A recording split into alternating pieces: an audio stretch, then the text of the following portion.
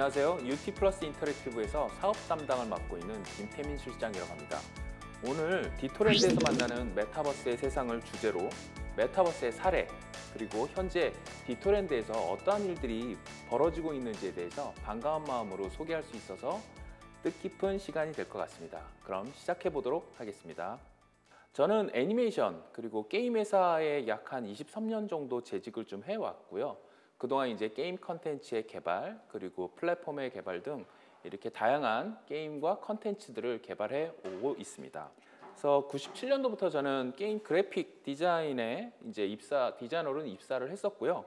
뭐 PC 그리고 콘솔 그리고 그런 게임을 개발하고, 그리고 특히나 이제 MMORPG의 이제 대규모 그런 게임을 개발도 한 경험이 있고, 현재는 디토랜드라는 플랫폼을 사업을 진행하고 있습니다. 그래서 저희는 전 세계 글로벌 유저를 대상으로 다양한 장르에 대해서 게임을 서비스하고 있고요.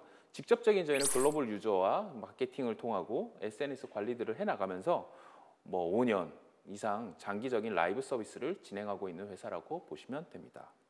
그래서 오늘의 주제에 앞서서 일단 메타버스에 대한 그런 개념 분류를 좀 한번 해보고 싶은데요. 이게 저도 이제 올 초에는 좀 메타버스라는 게 조금 좀 생소한 그런 워딩으로 이렇게 받아들였었는데, 올 한 해 동안 이렇게 굉장히 많은 이 메타버스의 그런 사례들이 많이 나오고 있어요. 그래서 저희는 직접적인 그런 사례들을 저희 디토랜드 플랫폼에서는 어떤 식으로 메타버스를 구현되고 있는지에 대해서 좀 말씀드리려고 합니다. 그래서 원래는 이게 어떻게 보면 그 2007년도에 비영리 연구단체의 ASF라는 그런 단체에서 메타버스라는 로드맵을 발표했었다고 해요. 어떻게 보면 이 네 가지 카테고리에 있어서 크게 뭐 이렇게 표현했던 것 같아요. AR 분야, 그리고 이제 라이프 로깅이라는 그런 분야, 미러 월드라는 분야, 그리고 버추얼 월드라는 분야로 네 가지로 이렇게 딱 분류를 했었다고 해요. 그래서 저희가 이런 사례들 중에서 기본적으로 이제 증강현실 부분에서는 물리적인 현실 이런 위에다가 컴퓨터 그래픽스로 연출된 오브젝트나 아니면 인터페이스를 중첩해 보여주는 그런 기술들이에요. 그래서 어떻게 보면 저희가 좀 체험했던 것 중에 이런 포켓몬고라는 그런 게임이 좀 가장 대표적인 사례로 좀 불려지고 있고요.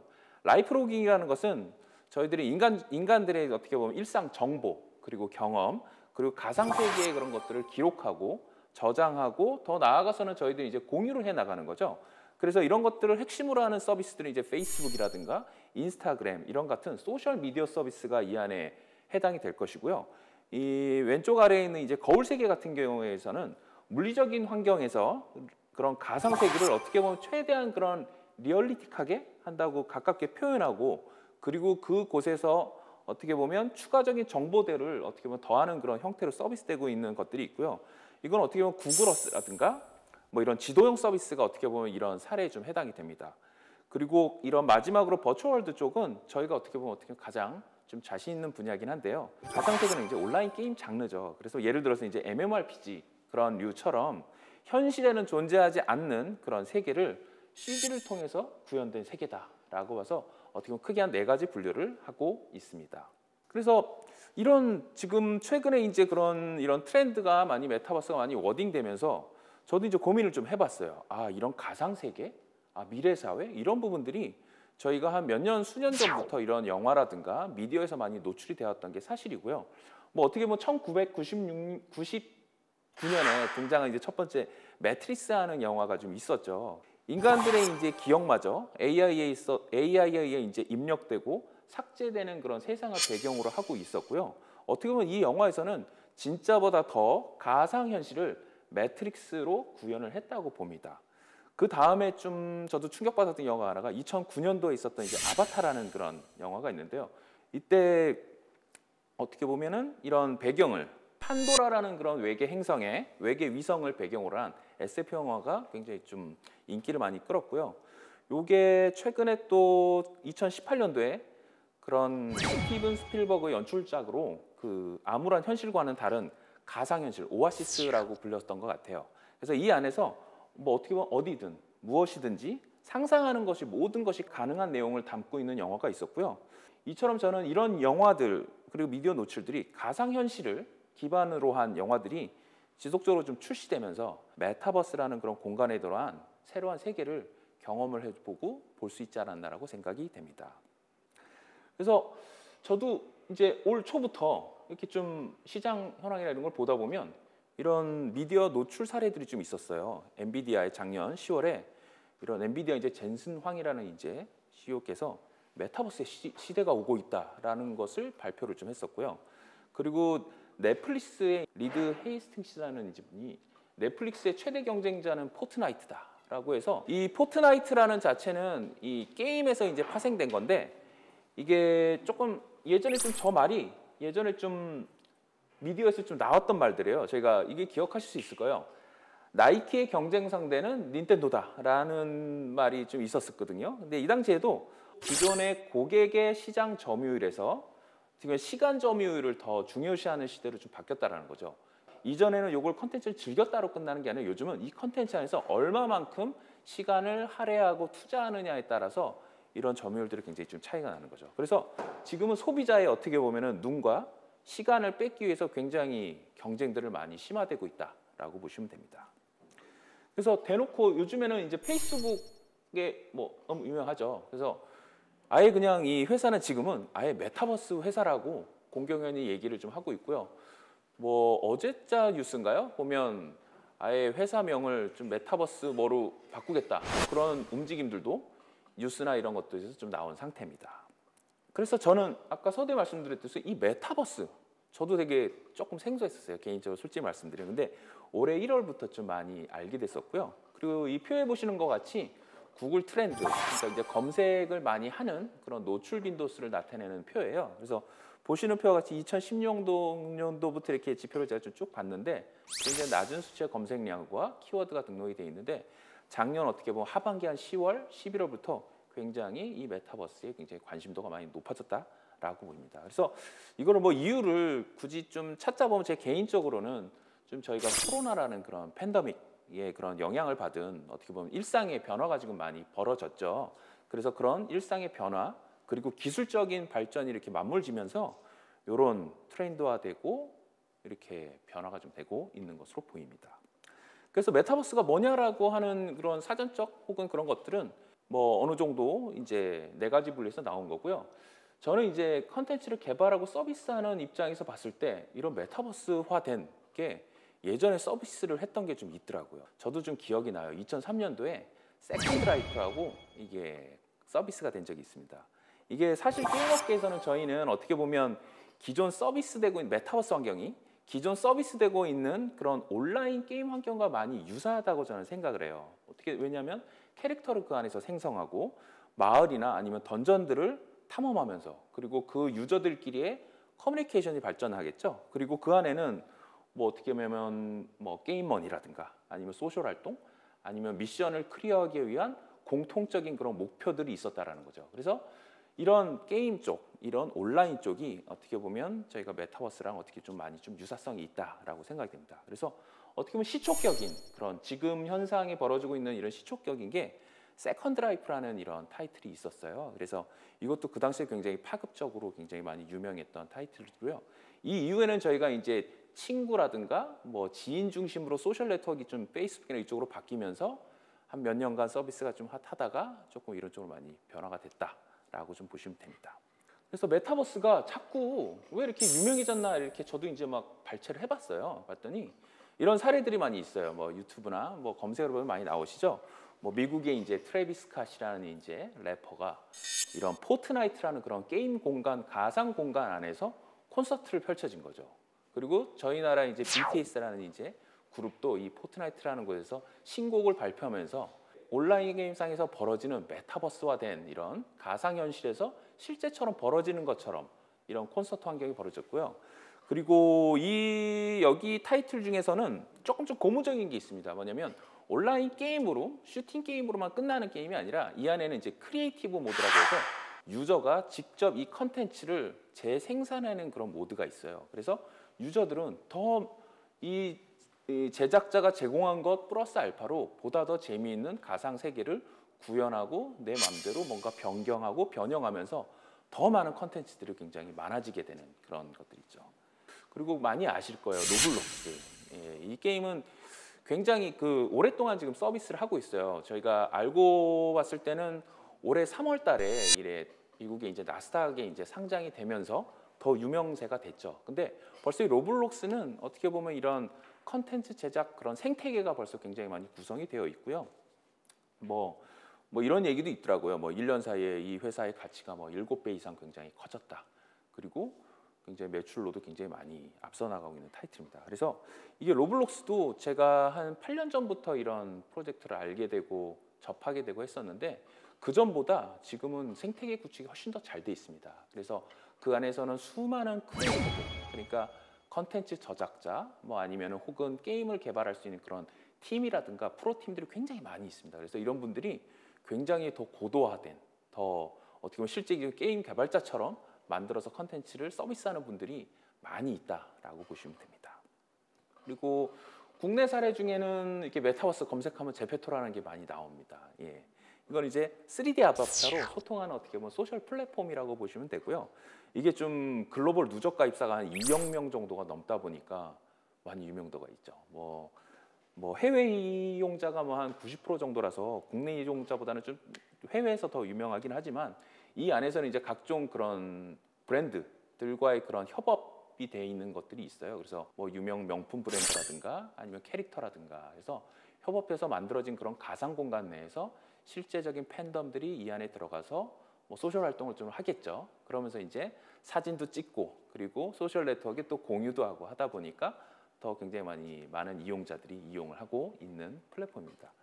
여기 이제 가장 중요한 부분이 저는 아까 서두에 맨 처음에 말씀드린 UGC라는 거예요. 이게 사용자 저작 컨텐츠거든요. 그러니까 컨텐츠 프로바이더가 제공하는 것뿐만이 아닌 그걸 가지고 제가 실제적으로 수많은 유저들, 사용자들이 새로운 생태계를 만들어내는 게 가장 중요하거든요. 제페토가 현재 그런 구조가 돼 있다고 보시면 돼요. 실제적으로 플랫폼을 서비스하는 영역, 그리고 제페토 빌드잇이라는 이런 UGC죠. 이런 맵도 만들고 의상도 만들고 이렇게 해서 실제적인 창작자가 이 안에서 새로운 그런 컨텐츠를 재개발해 나가면서 어떻게 보면 좀 돈도 버는 그런 얘기들도 좀 있습니다. 그래서 실제적으로 그런 사이클이 계속 돌고 있다. 그리고 이 안에서 수많은 크리에이터들이 활동을 좀 하고 있고 시작하고 있다라고 보시면 돼요. 그리고 이런 사례들이 뭐 게더타운도 많이 들어보셨을 거예요. 게더타운. 그리고 직방이라는 회사에서 뭐 메트로폴리스. 그리고 그 기업 행사용에서 많이 사용되고 있는 그런 인게이지 이런 류들이 각기 다른 어떻게 보면 서비스지만 어떻게 보면 메타버스라는 그런 가상 공간 안에서 서로 다른 비즈니스를 이렇게 해 나가고 있습니다. 그래서 이런 해외 사례들은 지금 이런 것도 이제 메타버스 카테고리에 좀 들어가죠. 뭐 XR, VR, AR, MR. 그래서 어떻게 보면 시공간을 넘어서 좀 확장 현실, 좀 더 몰입도 있고 좀 더 현실감 있는 그런 서비스를 해내기 위해서 이런 밑에 보면 페이스북이라든가 마이크로소프트의 그런 메시, 뭐 스페이셜이라는 그런 AR을 활용한 그런 공동 이 편집 기능을 할 수 있는 그런 오피스 툴들이 다 같이 이렇게 계속 파생이 돼가고 있는 상황입니다. 그리고 뭐 NFT 환경도 좀 있죠. 블록체인. 예, 이 부분도 디센트럴랜드라고 이런 가상 공간이 있습니다. 그래서 여기는 실제적인 땅을 거래하고 사고 팔고 가격이 올라지면 뭐 어떻게 보면 플레이를 하면서 돈을 벌 수도 있는 그런 것들이 좀 이 안에 좀 녹여져 있습니다. 그래서 어떻게 보면 이런 설명한 그런 컨텐츠들이 어떻게 보면 서로 다 각기 다른 환경이긴 해요. 그리고 이런 각기 다른 파생 서비스가 가능한 구조로 계속 발전을 하고 있다는 거고요. 이게 어떻게 보면 첫 번째 게임 영역에서는 유명한 이제 저런 포트나이트, 로블록스 이런 류들 가상 공간을 뜻하는 뭐 제페토나 이프랜드 아니면 이런 그런 XR 쪽에 보면 AR, VR 쪽에 인게이지나 이런 타이틀들을 통해서 계속적으로 수많은 컨텐츠들이 이렇게 좀 발전을 하고 있다 보시면 됩니다. 그래서 저는 이제 시장 정의는 이렇게 됐고 저희가 이제 서비스하고 있는 부분이 강점이 무엇인지 한번 말씀드려서 우리도 가상 공간을 만들 수 있고 컨텐츠도 만들 수 있는 회사인데 우리도 잘 할 수 있겠는데? 라고 시작된 프로젝트가 지금 UCC 메타버스 플랫폼이 디토랜드입니다. 그래서 첫 번째 저희 회사가 왜 메타버스를 갑자기 서비스를 하고 있을까라고 보면 저희가 이런 하드코어 게이밍 컨텐츠들을 개발하고 서비스한 연도수가 한 15년 정도 돼요. 그런데 이게 항상 그런 것 같아요. 컨텐츠 개발은 계속되는데 유저들의 컨텐츠 소비 속도는 저희보다 훨씬 빠르다는 거죠.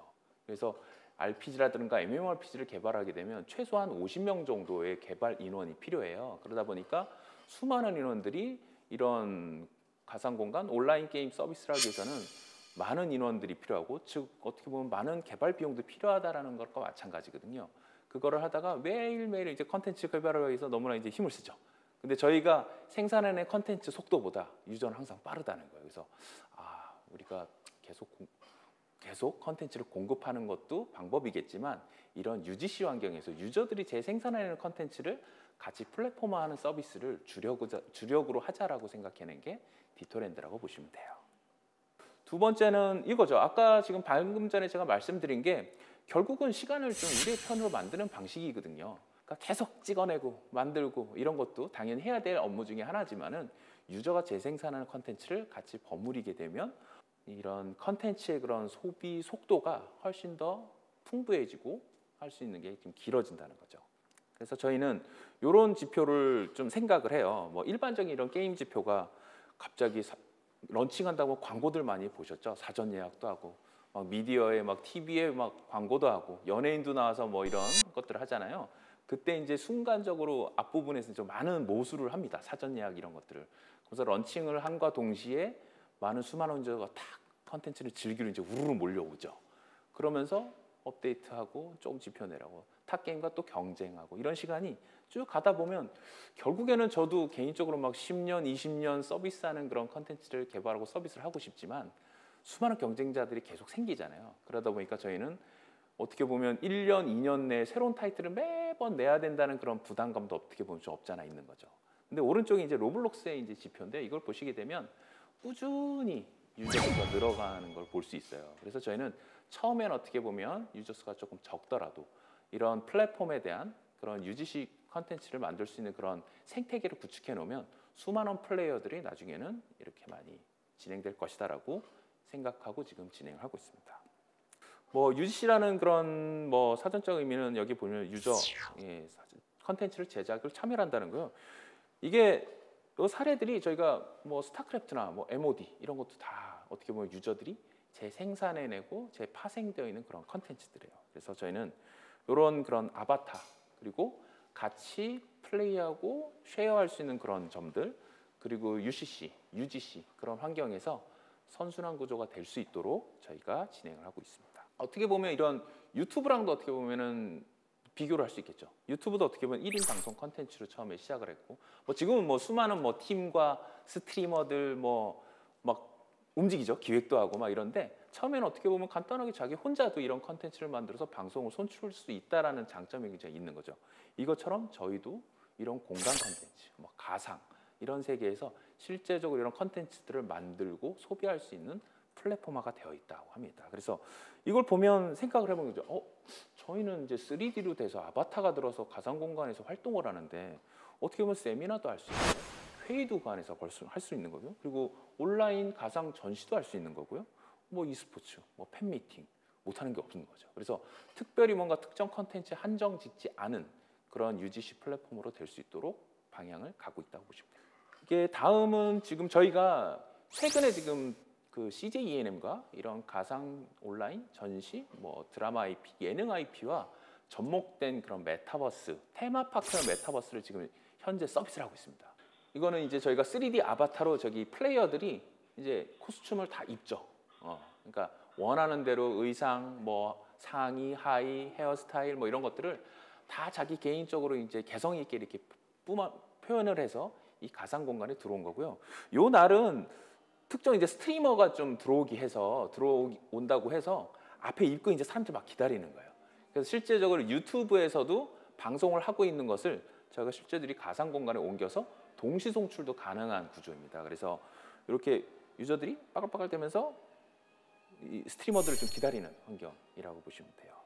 그래서 실제 현재 이런 이게 입구 쪽에서 지금 벌어지고 있는 거고요. 여기 보면 뭐 신서유기, 뭐 저 앞에는 그 NPC라고 하죠. 아바타가 이제 나영석 PD님이 이제 저기 앞에서 이렇게 모션도 취하고 있습니다. 그래서 TVN의 이제 즐거운 뭐 드라마라든가 예능 그런 컨텐츠 IP들을 어떻게 보면 스피노프와 뭐 게임화도 이 안에 들어 있거든요.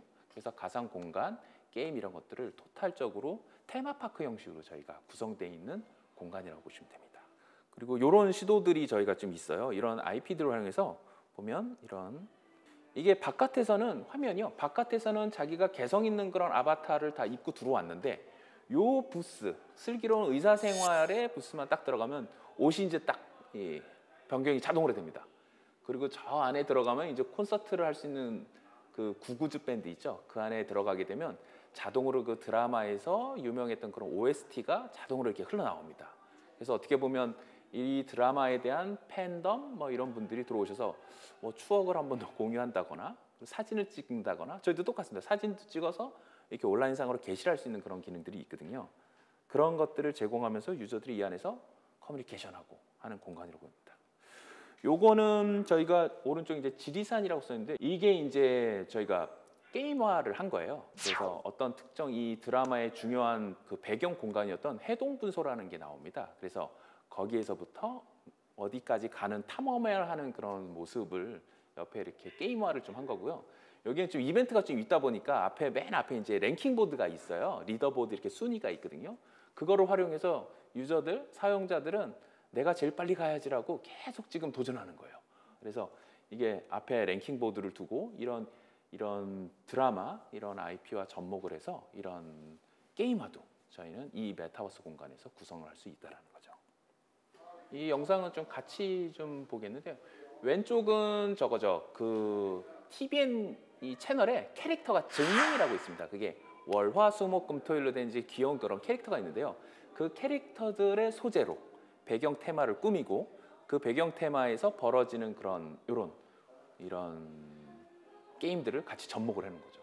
그래서 왼쪽은 저건 어떻게 보면 좀 저희가 보는 운동회 같은 스타일의 그런 스타일의 이제 게임이고요.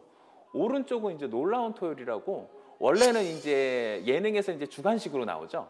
근데 저희는 요거를 저렇게 단체로 왼쪽 오른쪽 맞냐 틀리냐 요걸로 선택을 하게끔 게임화를 해놓은 거예요. 그래서 처음에는 음악이 나오고 그 음악의 답안지가 뭔지 찾아서 왼쪽이야 오른쪽으로 우르르 이렇게 움직이는 모습이 있는 거예요. 그래서 토너먼트식으로 이렇게 쭉 올라가고요. 뭐 문제를 풀다가 떨어지면 탈락이겠죠. 그럼 최종 남는 사람이 이제 뭐 1등 뭐 이렇게 되는 거겠죠. 그래서 음악을 틀어주고 그 문제를 풀게 하고 답안지를 알려주고 이런 식으로 이 공간에서 되어 있습니다. 예. 그렇다 보니까 저희는 이런 컨텐츠를 개발 서비스하고 뭐 플랫폼을 당연히 서비스를 하지만 저희는 이제 스튜디오라고 이제 유저들에게 저작 도구를 제공을 해요. 아까 말씀드렸듯이 UGC 환경이 되기 때문에 그래서 유저들이 아니면 사용자가 저희 플랫폼에 오셔서 뭐 일부 좀 다운로드를 하는 그런 시간이 필요합니다. 그 저작 도구를 가지고 이 가상 공간을 만들어내시면 돼요. 그래서 이렇게 사례들이 컨텐츠를 할 수 있는 게 너무나 좀 무궁무진하다. 자기가 개개인들이 들어와서 이 안에서 내가 만들고 싶은 방을 만들면 돼요. 네. 그래서 제가 말씀드리고 싶은 거는 이게 UGC라는 게 되게 어려운가라고 생각을 할 수 있지만요. 그렇지 않습니다. 이게 한번 해보면 그렇게 어렵지 않고요. 한번 누구나 할 수 있다라는 거. 그래서 자신감을 가지시고 한번 이런 가상 공간에 대한 그런 컨텐츠를 한번 만들어 보고 싶은 분들이 예를 들어서 있다면 저희 디토랜드로 오셔서 이런 것들을 활용해 보시면 참 좋을 것 같아요. 아, 네, 안녕하세요. 세상이 정말 많이 발전하고 있다는 생각이 들었습니다. 그런데 그 아까 예시로 지리산이랑 오징어 게임을 말씀을 해주셨는데 앞으로 방송 쪽에서는 더 어떤 식으로 구현이 될지가 정말 궁금합니다. 네, 미디어의 경우에는 각기 다른 채널에서 서비스하고 있는 굉장히 많은 컨텐츠들이 있죠. 그 안에서는 제가 생각하는 거는 앞으로는 좀 메타버스 월드 내에서 어떻게 보면 방송, 뭐 예를 들어서 뭐 드라마라든가 뉴스 이런 것들이 그 메타버스 공간에서 송출이 될 수도 있을 것 같고요. 그 안에는 광고 아니면 그 안에는 이제 어떤 공간에 이제 콘서트 환경 아니면 참여형 프로그램을 이런 것들이 메타버스 한 월드 내에서 한꺼번에 종합적으로 서비스가 될 수 있을 것으로 보이고요. 이렇게 되면 더 큰 비즈니스의 세계가 열리지 않을까 생각이 됩니다. 제가 최근에 메타버스를 활용한 설명회에 참석을 했었는데요. 그런 아바타 등을 만들어서 메타버스를 활용했을 때 장점이 무엇인지 궁금합니다. 예, 저는 이렇게 생각합니다. 웹도 보면 이런 웹도 어떻게 보면 발전 단계가 좀 있었어요. 어떻게 보면 태동기에는 저희들이 했었던 게 단순히 이제 검색이라든가 아니면 기업 정보들을 정보 습득하는 그런 정도의 이제 역할을 했었고요. 그 다음 단계를 제가 생각해 보면 이게 블로그라든가 아니면 카페 이런 식으로 해서 보다 더 뭔가 세밀한 그런 정보 습득이 가능한 세대로 됐고요. 두 번째를 보면 2단계로 봤을 때는 이런 컨텐츠들 내에서 어떻게 보면 참여되는 그리고 개방되고 그런 공유 등을 하는 개인 네트워크 중심으로 발전을 했거든요. 이게 어떻게 보면 크게 뭐 카카오라든가 뭐 페이스북이라든가 인스타그램 이런 류들인 거죠. 그래서 저는 3단계, 즉 이제 지금은 네트워크 속도랑 하드웨어 속도가 훨씬 더 많이 지금 발전이 돼 있는 상태거든요. 그렇기 때문에 저는 공간의 웹 3.0 시대, 즉 메타버스 환경이 그 다음 세대가 되지 않을까 생각이 됩니다. 개인적으로는 저 어렸을 때 막 레고 블록 이런 거 장난감 갖고 놀듯이 이런 것도 만들어보고 저런 것도 만들어보고 해서 내 마음대로 한번 막 이 가상 공간에 내가 하고 싶은 거를 상상했던 그런 공간들이나 이런 컨텐츠들을 실제 여기 와서 표현하시면 될 것 같아요. 그래서 저도 매우 재밌게 매일매일 이거를 만족하면서 이렇게 좀 이 메타버스 환경에서 만들어가고 있습니다. 자, 뭐 이 정도로 제가 오늘 정도이고요. 일단 저희는 제가 말씀드리고 싶은 디토랜드는 상상하고자 하는 그런 것들을 현실로 가상 공간이지만 그걸 실제로 내가 만들어낼 수 있다는 장점이 굉장히 크고요. 이 디토랜드 안에서 원하시는 걸 좀 한번 펼쳐보셨으면 합니다. 네, 이상입니다.